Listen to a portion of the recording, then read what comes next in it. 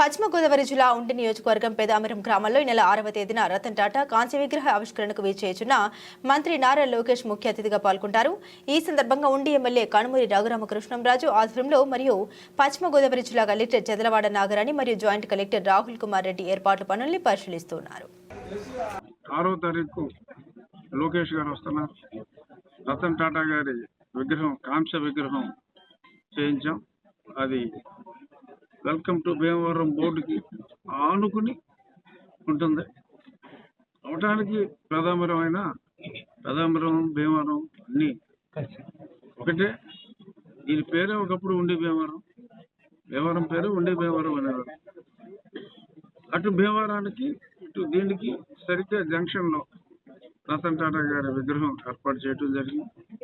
అలాగే పెదమేరం పంచాయతీ వాళ్ళు కూడా దాని ఎదురుగున్న మన గతంలో పొంతు రోడ్డు అని ఏదో రకరకాల పేరులతో పిలిచేవారు.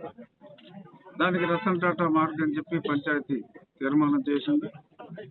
ఆ రోడ్డు వైడనింగ్ కూడా ప్రజల సహకారంతో ఆ రోడ్డు ఫర్దర్ వైడనింగ్, పక్కనే కాలువకి కాంక్రీట్ లైనింగ్, ఆ రోడ్డు వైడనింగ్ అంతా కూడా లోకేష్ గారి చేతుల మీదుగానే దానికి శంకుస్థాపన చేయడం జరుగుతుంది. ఆ రోడ్డుని వైడనింగ్ ఏదైతే ఉండి ఒకసారి ఎదురుగుండా మన కాలేజ్ అంతా ఎస్ఆర్కే కాలేజ్ కూడా ఈసారి టీసీఎస్ క్యాంపస్ సెలక్షన్స్లో 370 మంది ఎస్ఆర్కే కాలేజ్ నుంచి సెలెక్ట్ అయ్యారు.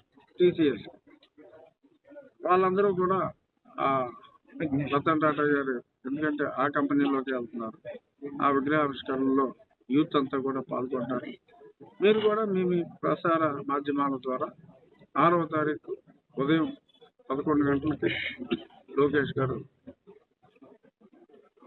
ఉండి పాఠశాల, తర్వాత రతన్ టాటా గారి విగ్రహావిష్కరణ 2 కార్యక్రమాలు ఉంటాయి.